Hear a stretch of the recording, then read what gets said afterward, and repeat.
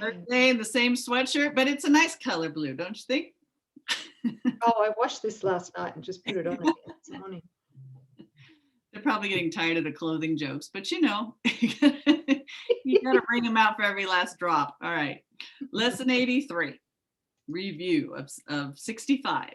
My only function is the one God gave me. I have no function but the one God gave me. This recognition releases me from all conflict because it means I cannot have conflicting goals.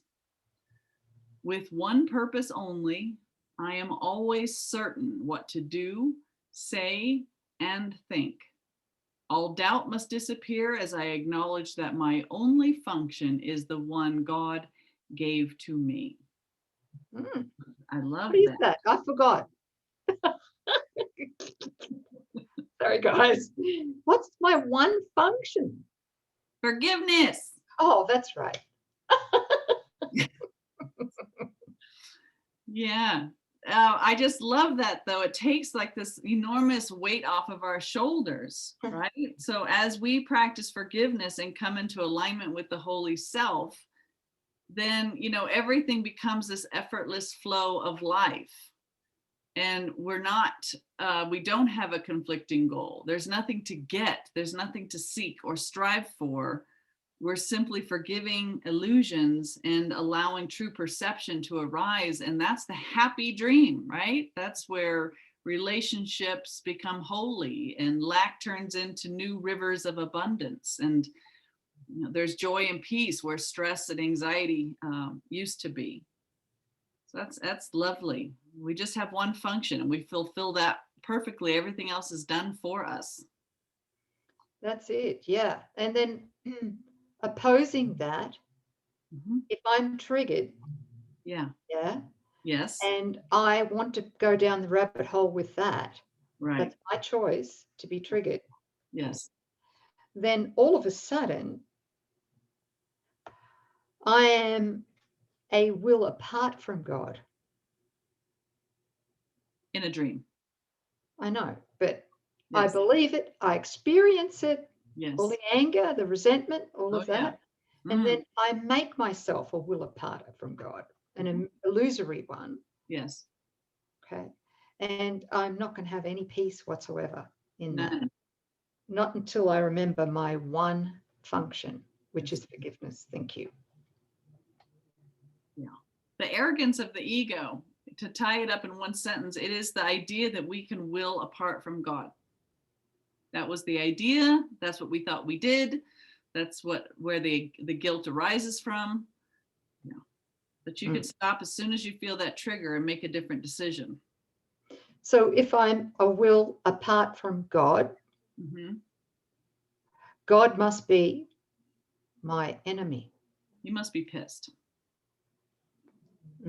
Trying to usurp his throne, right? Yeah. I don't want a will apart from God.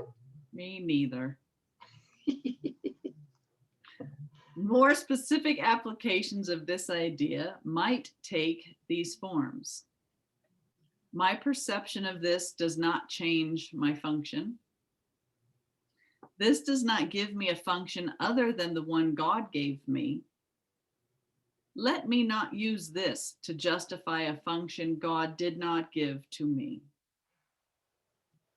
So here comes this image of a problem. God's will is that I forgive and honor God. Ego wants to assert itself independently. So to justify a function God did not give to me would be, oh, I'm seeing something that does not exist. I'm judging it as real. I'm assigning it a value. I've decided what needs to be done about it. I will go on about fixing it. And then I will whip myself because I failed, because all wills apart from God are erroneous and must end in failure, right? So you've got to know that one well. Yeah. Yeah, choose. What are you? How you respond to this is what you think of yourself or what you value, right? Okay. All right. 66. My happiness and my function are one. Woohoo! Good news. All things that come from God are one. They come from oneness and must be received as one. Fulfilling my function is my happiness because both come from the same source. And I must learn to recognize what makes me happy if I would find happiness. Yes. So we think through the ego, we think that our happiness is found by condemning others, right? Oh, being better than, accumulating tokens, copious amounts of sex and chocolate, getting an A, taking first place. Falling in love. Oh, yes. Okay. Special love. Special. Yeah, but as we forgive, then we get the sampling of the taste of what true happiness is. And only the happiness that can be shared with the one is true. And it's a happiness that will never cheat. It doesn't wane. It doesn't have degrees. It's full on just total joy. But you won't know that until you're willing to perform the function that God gave you. When you do, you have opened up to your true identity, which is undivided joy without opposite. It is your innocence. It is your safety. So that's where your true happiness lies. Some useful forms for specific applications of this idea are: this cannot separate my happiness from my function.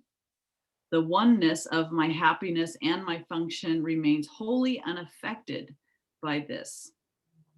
Nothing, including this, can justify the illusion of happiness apart from my function.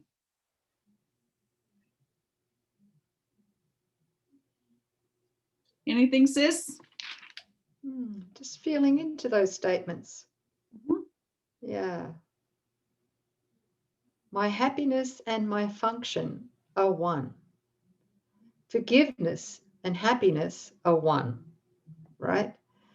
So if I am trying to find my own exclusive happiness independently apart from my brothers and sisters, right, I'm actually not going to find happiness at all, am I? I'm going to find its opposite. You'll find the ego's version or substitute for happiness, which is very fleeting and doesn't provide anything of substance. Beautiful. Beautiful. My happiness and my function are one. Beautiful. Thank you. Thanks, everybody. See you later. Bye.